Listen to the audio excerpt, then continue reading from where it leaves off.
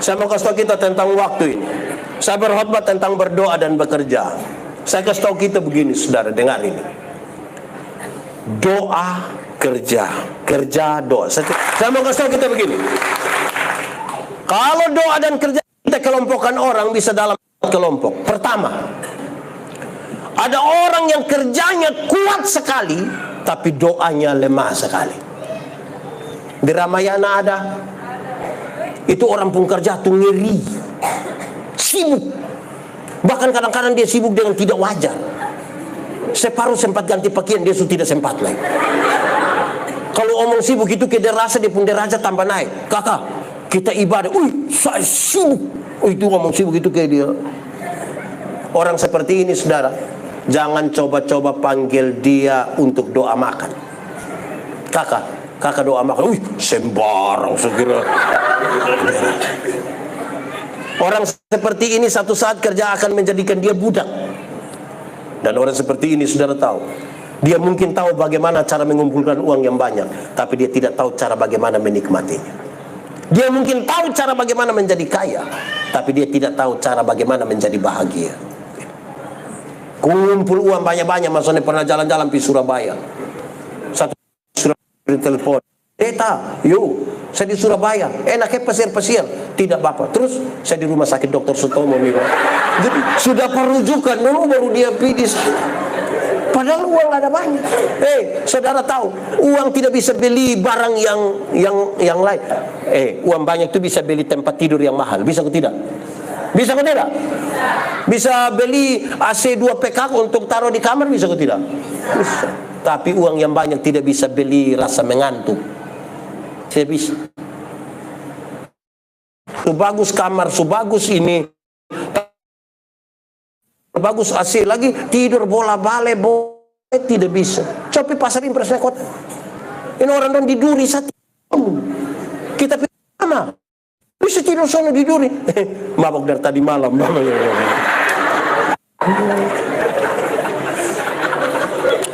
Kerja kuat, doa lemah. Itu terakhir.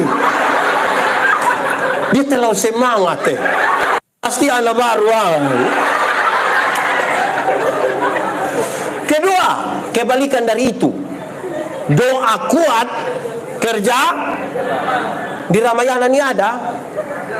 Yang doa sayang kuat, kerja lemah ada. Itu ini plafon dan rusak buang semua. Sudah, kita berdoa saja kita. Itu yang pengunjung dan datang mau bayar, dia sudah kita doa sah. Saudara tahu, orang yang doa kuat, kerja lemah, dia hanya berharap pada mujizat. Mujizat itu ada, tapi jangan bersandar pada mujizat. Tuhan datang ke dunia juga bukan untuk bikin mujizat. Satu saat Tuhan Yesus lapar, iblis bilang begini, kalau engkau anak Allah, rubah batu itu menjadi roti supaya engkau makan. Tuhan Yesus rubah atau tidak? Tuhan Yesus bisa rubah atau tidak? Lalu kenapa dia tidak mau rubah? Dia mau kasih tahu begini. Pertama dia tidak mau ikut, iblis pun mau. Tapi yang kedua mau kasih tahu, kamu berproseslah sedikit. Masa mau makan roti saya pakai mujizat? Kalau bikin roti pakai mujizat, itu tiap hari di Borneo tuh mujizat terus. Mujizat roti kelapa lah, mujizat donat lah, mujizat. Kerja sedikit, berproses sedikit. Kita nih kayak apa kuang? Saya mau tanya kita dulu. Kalau tangan kanan gatal artinya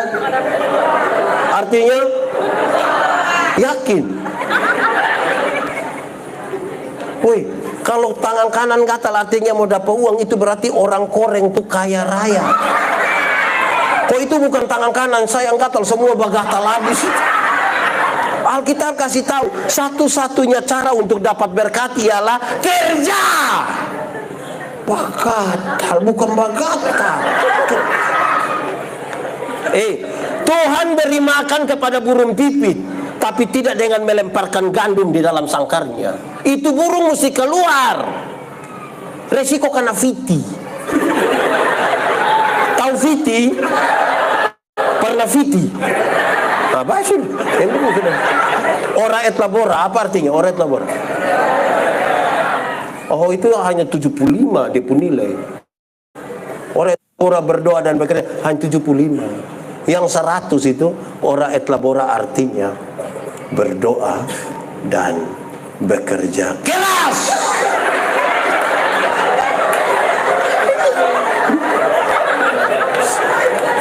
Ora et labora artinya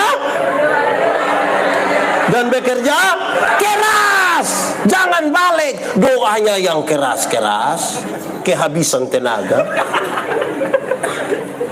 Akhirnya kerjaan suruh berdiri kok. Ini pelanggan datang bilang, selamat siang. Cari apa? Terus pelanggan bilang, cari hal.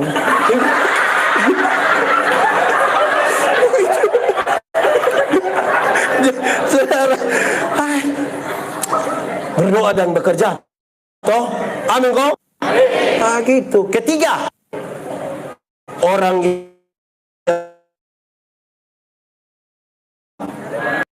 kalau kerja doa lemah, sesungguhnya dia sudah tidak ada lagi di dunia. Yang di dunia ini, dia tahu bahwa ada harus dia kerjakan. Ada hal yang perlu dia doakan, kan dia tidak bisa. Dia butuh doa sah. Betul kok tidak? Yang kita suka kerjakan ini kan sudah, tapi kita butuh doa. Begitu. Orang yang kerja lemah dan doa lemah, itu dia hidup hanya menghayal sah. Coba kalau beta yang manajer, suruh dia berhenti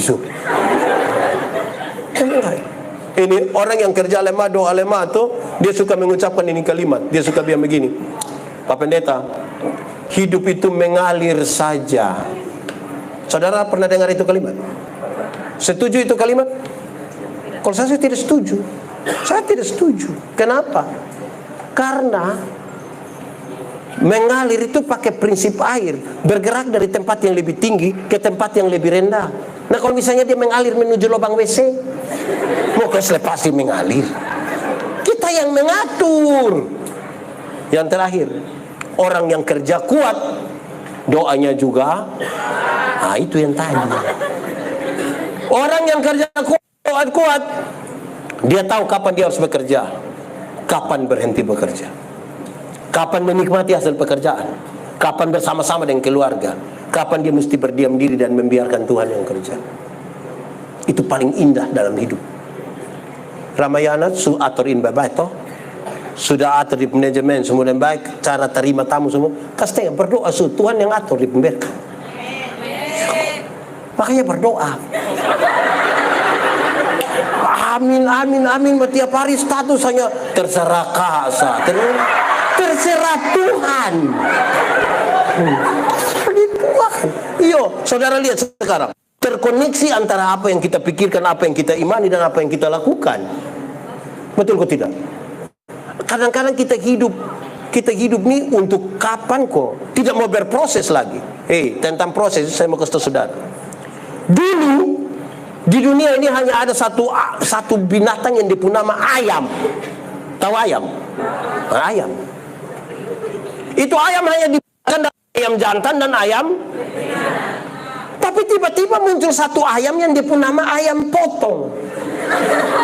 Akhirnya ini ayam yang tadinya hanya ayam berubah menjadi ayam kampung. Tadi ayam itu ayam kampung. Akhirnya bikin kita sebenarnya ini ayam kampung yang dipotong atau ayam potong yang di kampung. Kita jadi bingung dengan ini barang. Tapi saudara, ada ayam kampung di rumah? Ada kok? Betul ada? Bagi do. Ayam kampung itu kita pelihara 1 tahun itu dia masih kecil. Masih kecil. Tapi dia pun daging enak kok tidak? Kalau dijual mahal kok tidak? Kalau dia betina bisa bertelur kok tidak?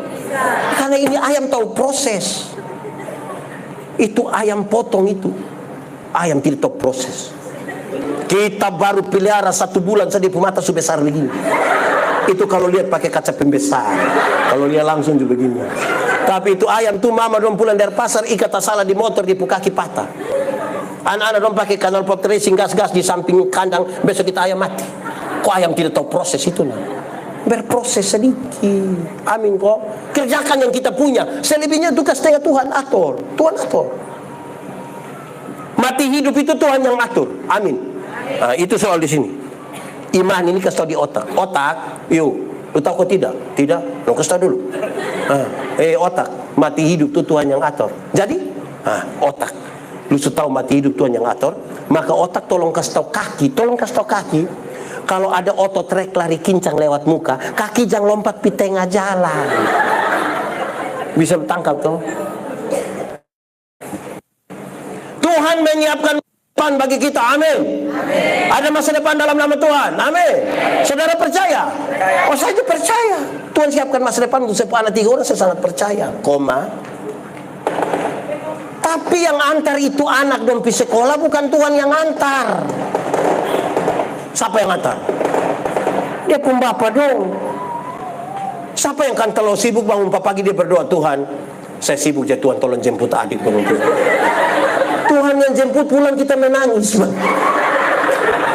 Kerjakan saja kita pembagian. Nanti Tuhan atur dia pembagian toh. Amin kok tidak?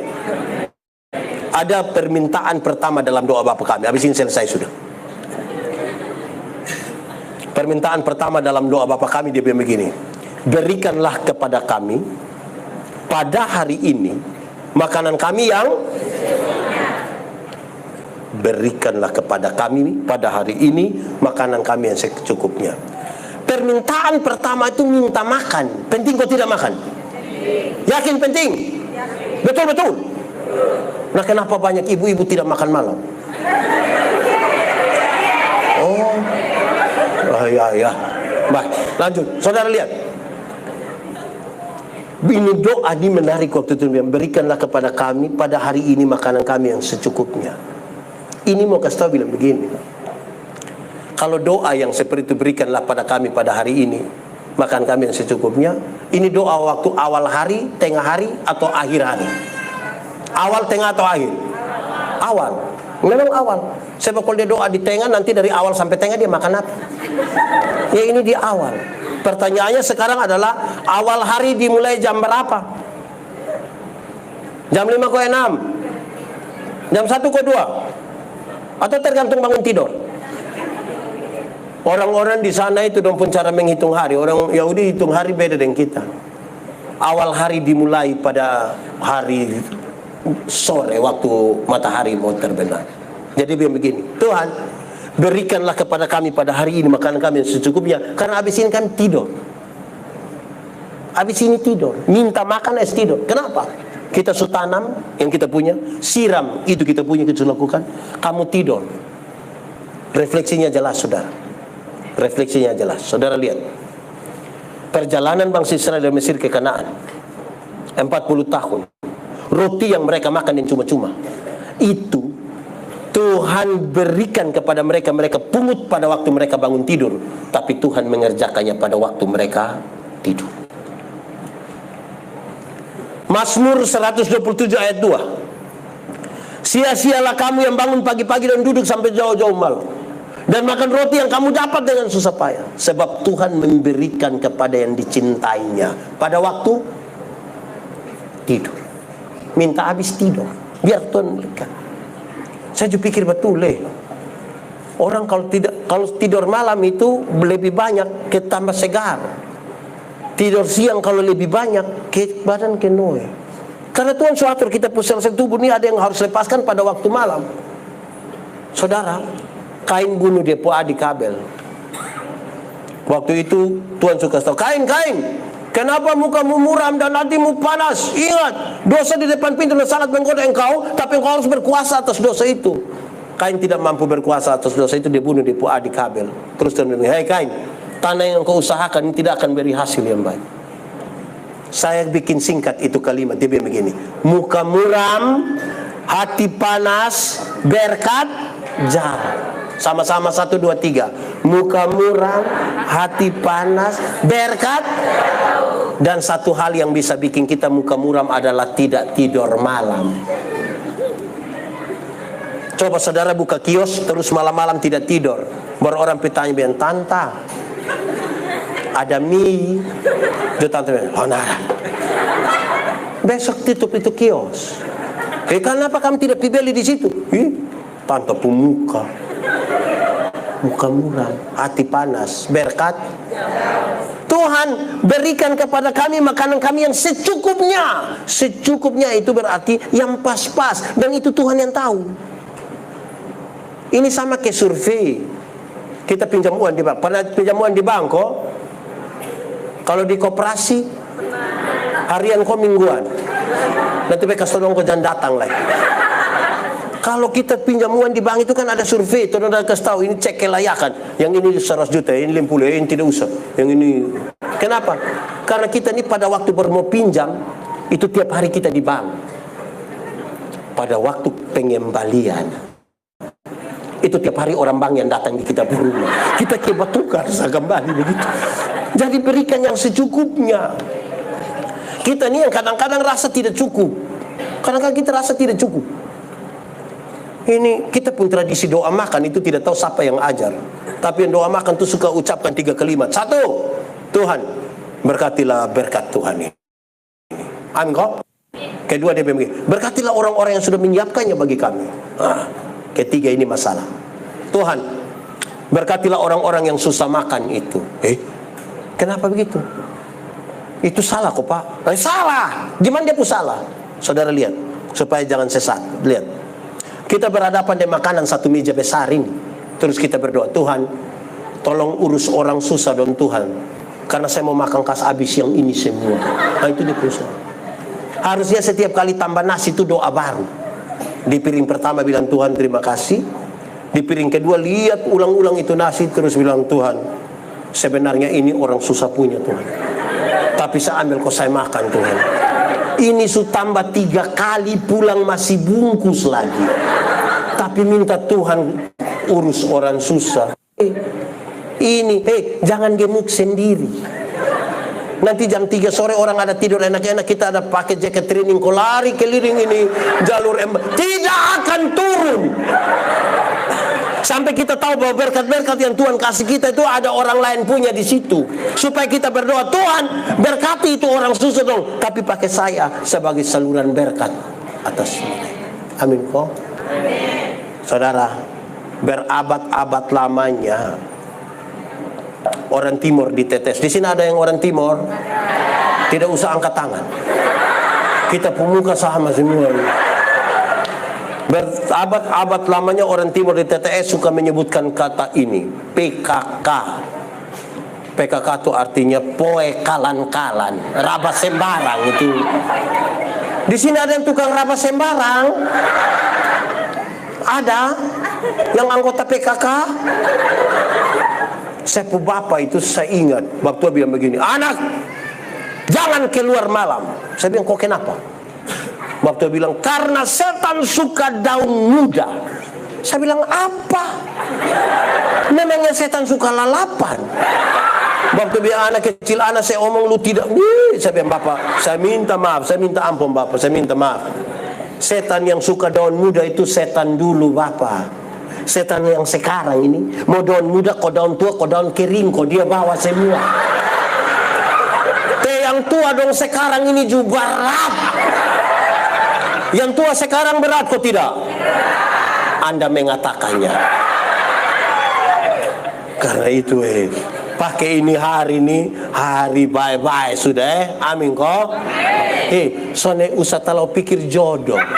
Biasa. Jodoh itu akan datang dengan sendirinya. Itu pun kalau dia tahu rumah. Jadi kamu pun tugas itu Sherlock. Tuhan memberkati kita kemuliaan bagi Tuhan.